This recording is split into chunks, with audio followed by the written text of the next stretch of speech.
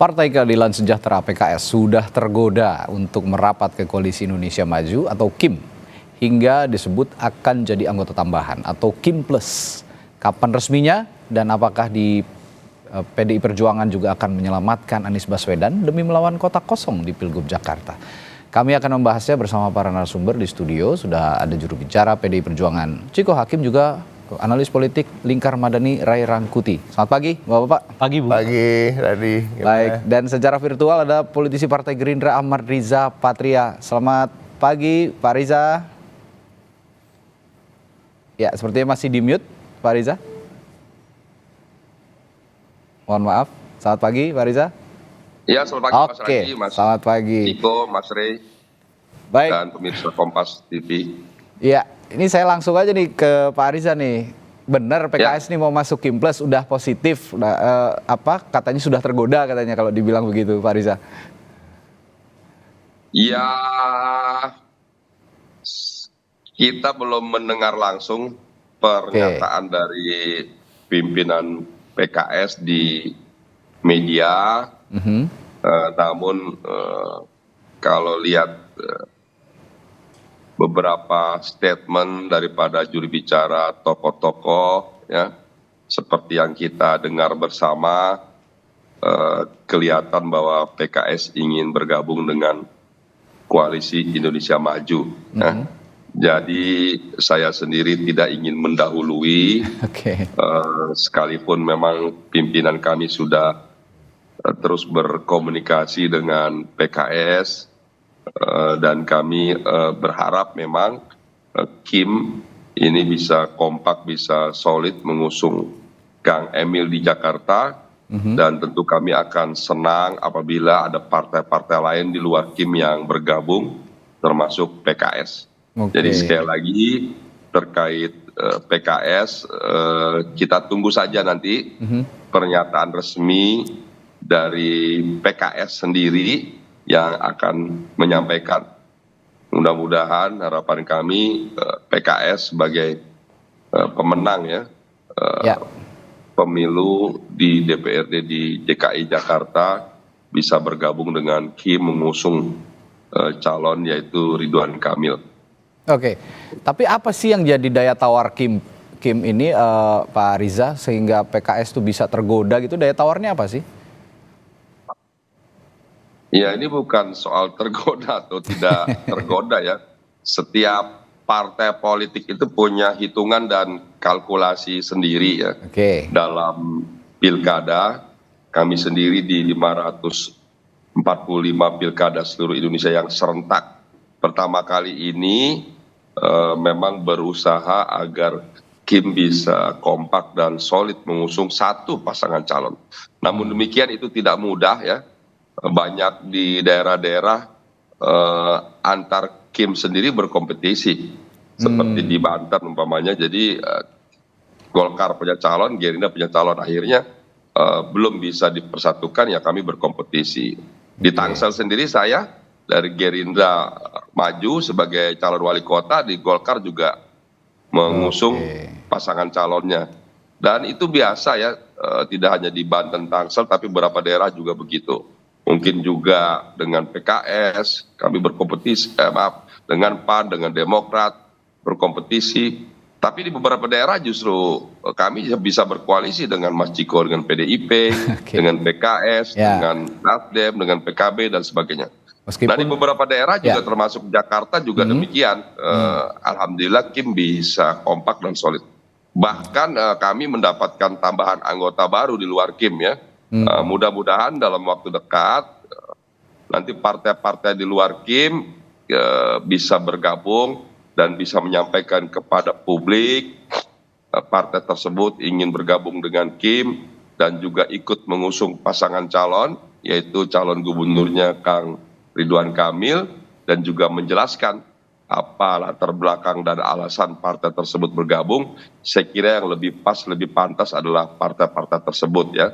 Kami meyakini pasti partai-partai tersebut kalau bergabung dengan KIM tentu sudah punya kalkulasi, hitungan yang matang, tidak sembarangan, dan meyakini bahwa calon yang diusung oleh Kim, yaitu Kang Emil, memiliki kompetensi, integritas, kualitas, dan bisa memenangkan pilkada di DKI Jakarta. Oke, saya ke Bung Ciko. Bung Ciko, kalau kemarin kata Pak Jarod, upaya keras dari PDI Perjuangan supaya tidak melawan kota kosong di Jakarta ini. Meskipun faktanya terakhir ini sepertinya nggak akan jadi kota kosong karena KPU sudah menetapkan pasangan Dharma Kun ini dari independen ya, dari perseorangan itu lolos ya untuk mengikuti Pilkada Jakarta. Sepertinya memang tidak jadi kota kosong kalau memang diloloskan. Tapi ya ini di luar itu kan ada konstelasi partai politik yang harus juga dikedepankan gitu. Terutama PDI Perjuangan. PDI Perjuangan ini kan punya suara yang tidak sedikit di Jakarta. Gimana nih? Sebenarnya saya agak kurang sepakat dengan statement tadi barusan ya. Ada kata-kata yang harus dikedepankan adalah konstelasi partai politik. Tetapi yang harus dikedepankan justru adalah suara-suara arus bawah. Oke. Nah, suara-suara arus bawah ini adalah satu variabel yang sangat diprioritaskan bagi kami di PDI Perjuangan dalam mengusung calon di seluruh daerah. Nah, suara arus bawah ini tercermin dari mana? Biasanya tercermin dari hasil survei tentunya. Oke. Dan hasil survei yang akseptabilitas, elektabilitas maupun tingkat kepuasan publik ya kalau memang yang bersangkutan pernah menjabat di daerah tersebut itu mengatakan bahwa di urutan pertama, kedua Pak Ahok dan Pak Anies di mana terpaut tidak terlalu jauh. Kemudian ada Pak Ridwan Kamil. Jadi top 3-nya itu. Jadi menurut kami justru dan kami yakin dan ini menurut mayoritas warga Jakarta akan lebih menarik dan lebih representasikan dan juga memberikan harapan-harapan bagi banyak warga Jakarta apabila ketiganya bisa maju berkontestasi gitu ya melawan satu sama lain kan itu idealnya. Tetapi kalau nggak bisa dapat yang idealnya minimal kita dapat yang nomor 2 ideal lah ya artinya ya minimal ada 2 pasang calon dari nama sosok-sosok yang betul-betul diinginkan oleh warga Jakarta untuk mereka menitipkan aspirasinya. Itu satu. Tapi saya juga agak sepakat tadi. Jadi prinsipnya itu bukan sekedar bahwa PDI Perjuangan akan melawan Kim atau Kim mengucilkan PDI Perjuangan. Ini kan narasi-narasi seperti ini yang terbangun. Karena dari itu saya sepakat dengan apa yang disampaikan Bung Riza bahwa di daerah-daerah itu semuanya cair. Semuanya cair bahwa kami kemarin baru saja mengeluarkan kurang lebih 300 surat tugas dan rekomendasi bagi pasangan calon kepala daerah dan Gerindra ini termasuk yang paling banyak yang kita dukung di kabupaten kota gitu. Dari 300 itu ada 8 kepala daerah Gerindra yang kita dukung gitu ya. Kemungkinan ada beberapa juga kami menjadi wakilnya dan gitu. Dan semua partai loh ada. Jadi PAN itu ada 4, ini kabupaten kota ya.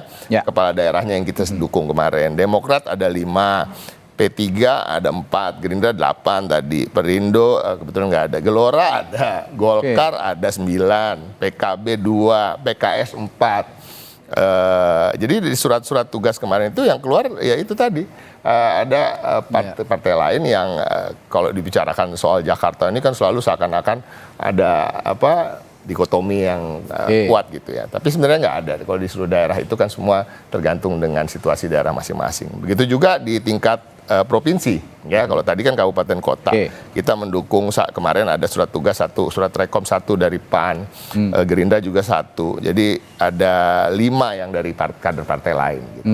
Jadi ini suatu yang keniscayaan bahwa kerjasama politik itu akan dijalin dan komunikasi politik akan terbuka. Jadi intinya terkait dengan Jakarta, misi dari PDI Perjuangan adalah untuk mendengar semua suara dari arus bawah itu baik rakyat secara umum, tapi juga akar rumput di internal kami. Last minute dong ya nanti nentuinnya. Nggak harus last minute juga, Agustus. 20 tanggal segitu itu sebenarnya gini loh, bisa terasa lama, bisa terasa sebentar gitu. Karena kadang-kadang gini, apa-apa yang sampai hari ini pun sebenarnya kan belum ada yang menentukan. Tadi kan disebut seakan-akan hanya PDI Perjuangan yang sudah menentukan. Tapi saya melihat PKS belum menentukan, PKB belum, Nasdem belum. Ini kan baru sepertinya arahnya akan kan gitu ya. Nah ya mungkin PDI lebih bisa menjaga rahasia itu sehingga nggak ada tebak-tebakan sepertinya arahnya akan kemana. Baru saya mau tanya nih soal siapa yang akan dirangkul oleh PDI Perjuangan, tapi katanya rahasia. Tapi tetap saya akan tanyakan gimana komunikasinya sejauh ini dengan partai-partai yang belum menentukan tadi, ada PKS, PKB, lalu juga Nasdem. Gimana Bung Ciko? Gimana? Sorry. Komunikasinya dengan partai-partai yang belum menentukan tadi, tetap harus saya tanyakan. Bagaimana? PKB, PKS, Nasdem? Komunikasi terus berjalan, baik itu formal maupun informal ya. Kebetulan saya bukan bagian dari yang ditugaskan untuk menjalankan komunikasi itu. Ibu menugaskan beberapa kader-kader senior seperti Bung Eriko, Pak Jarot, ya kan. Ada juga tentunya Pak Deddy Sitorus, ya kan, Bang Adian Apitupulu, dan tentunya yang pasti Pak Sekjen gitu ya, beberapa kader senior lain. Tapi pada prinsipnya secara formal maupun informal pembicaraan itu terus berjalan, apalagi mayoritas dari kader-kader senior tersebut berada di parlemen yang sehari-harinya bertemu gitu ya. Pastinya juga saling bertegur sapa dan menanyakan, baik itu juga membicarakan tentang kemungkinan-kemungkinan. Jadi kita lihat aja nanti, dan kita juga nggak menutup komunikasi kok. Bang Riza juga saya yakin juga berbicara dengan kader-kader senior di Partai PDI Perjuangan, dan begitu juga Pak Dasko yang sehari-hari bersama Mbak Puan di kursi pimpinan DPR. Ya, Bung Rey, kalau konstelasi partai politik tadi, kalau kata Bung Ciko, tidak dikedepankan, lebih ke arus bawah suaranya. Tapi kan kepentingan Jakarta ini, meskipun katanya pilkada di semua daerah nih cair gitu partai politik, tapi Jakarta ini epicentrumnya terlalu dekat dengan kekuasaan. Bagaimana Anda melihat ini? Iya, jadi umumnya sih sebetulnya cair kan. Tapi kecuali pada beberapa yang saya istilahkan sebagai daerah strategis. Iya. Nah, daerah-daerah strategis itu dibuat sedemikian rupa, setidaknya kimnya nggak belah. Gitu. Kalau di Jawa itu menurut saya sekitar 5 ya daerah-daerah strategis itu, atau 4 gitu. 1 Jakarta tentu. 2 Jawa Barat, 3 Jawa Tengah, dan yang 4 itulah Jawa Timur. Nah, kalau kita lihat keseluruhannya, ya sebetulnya yang relatif agak terbelah itu awalnya kan Jakarta. Karena saat itu Kim seperti nggak punya calon kan. Pada saat itu kan RK belum menyatakan tegas, Golkar juga belum. Bahkan terakhir seperti kita ketahui, Golkar malah menyorong nama Yusuf Hamka sebagai salah satu kandidat mereka untuk maju di Jakarta begitu. Tapi kalau Jawa Tengah sih menurut saya mereka solid. Jawa Timur juga mereka solid gitu ya. Jawa Barat setelah RK ke sini kemungkinan besar mereka akan solid gitu. Jadi ini yang saya sebut dengan daerah strategis, tentu ditambah dengan Sumatera Utara karena faktor Bobi di sana yang menantunya Pak Presiden gitu. Nah, oleh karena itu mereka mungkin akan dibuatkan sedemikian solid gitu. Nah, cuman agak nambah sedikit kasusnya di Jakarta karena kalaupun mereka solid tapi diperhadap-hadapkan dengan Anies Baswedan, soliditas partai ini seperti nggak bisa berbicara banyak juga. Nah, oleh karena itu harus ada tambahan skenario, bukan hanya solid, tetapi juga harus tanda kutip ya belajetin gitu loh. Kekuatannya Anies Baswedan. Nah, kekuatan Anies Baswedan itu ada di mana? Ya tentu saja pada figur dia, plus juga dengan dukungan PKS kan. Oleh karena itu, ya satu ya kan kalau dia sendiri ditarik kan nggak mungkin kan. Tariklah kekuatan yang mendukung dia, salah satunya adalah PKS kan. Nah, disitulah kemudian muncul istilah tenggat waktu lah, ya kan. Inilah itu sehingga memungkinkan PKS untuk masuk ke dalam Kim. Kalau PKS masuk ke dalam Kim, kan masih ada 2 partai yang lain yang ada di luar, dan itu punya 3 dengan PDI Perjuangan, dan potensial akan mendorong lagi Anies Baswedan sebagai calon gubernur mereka. Artinya apa gitu? Kalau tetap ada partai yang dapat mendorong Anies, lah ini soliditas partai ini tetap saja kayaknya nggak akan mampu ngejarnya Anies ini gitu. Sehingga dengan begitu ditarik lagi partai yang lain. Tapi kalau sekiranya konteksnya ya untuk membuat pilkadanya makin bagus gitu. Nah itu ya setidaknya mereka membuat bagaimana caranya supaya Anies ini bisa melaju gitu. Ini saya ingat dulu ya, ini pilkada Jakarta ini kalau pasangan parpol maksud saya, jadi bukan pasangan non parpol ya, hanya satu. Ini pilkada yang hampir terjadi di 2017 yang lalu. Saat itu kan Ahok sudah sangat tinggi elektabilitasnya melawan Mardhani Alisera dengan menteri kita yang sekarang nih pariwisata, Sandiaga Uno, ya kan. Kita di elemen civil society melihat lah ini bukan lagi bertanding namanya gitu. Karena istilahnya tutup mata aja Ahok menang. Tingkat elektabilitasnya sudah mencapai 60-70% saat itu. Sementara yang ini adalah masih di bawah 10%, nggak mungkin kekejar gitu. Maka kita berinisiatif agar ada tokoh yang memungkinkan bisa menarik simpati Nah, salah satunya yang kita sebutkan itu Anies Baswedan yang kemudian dicalonkan kan. Nah, kenapa kita merasa itu penting? Karena Jakarta adalah epicentrum politik. Itu maksud saya. Jadi itu tidak boleh dibiarkan. Ya pemilunya loyo gitu. Ya harus pilkada yang menjadi hangat. Ya. Karena semua mata tertuju ke Jakarta. Oleh karena itu, kalau saya pribadi ya, concern saya bukan soal Anies apakah maju atau tidak. Itu bukan concern saya. Concern saya itu harus dibuat pilkada di Jakarta ini khususnya yang mendekati yang menggambarkan bagaimana pilkada yang berkualitas, pilkada yang di mana perdebatannya begitu besar muncul dan seterusnya itu terjadi. Dan seperti kita alami di Pilkada Jakarta 2017. Perdebatannya menarik sekali antara Anies Baswedan, Ahok dan juga AHY. AHY pada saat dan pada saat itulah AHY kemudian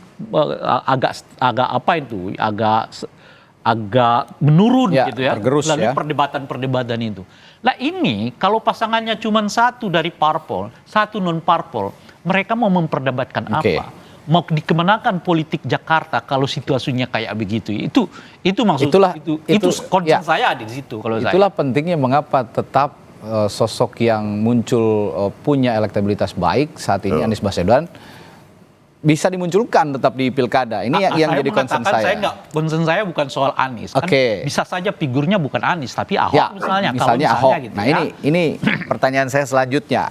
Ada Anies, ada Ahok yang saat ini belum dimunculkan oleh partai politik setidaknya menuju ke 100% diusung begitu. Karena memang masih PDI Perjuangan membutuhkan mitra, lalu juga Anies Baswedan yang sekarang perlahan sepertinya ditinggalkan partai-partai koalisinya.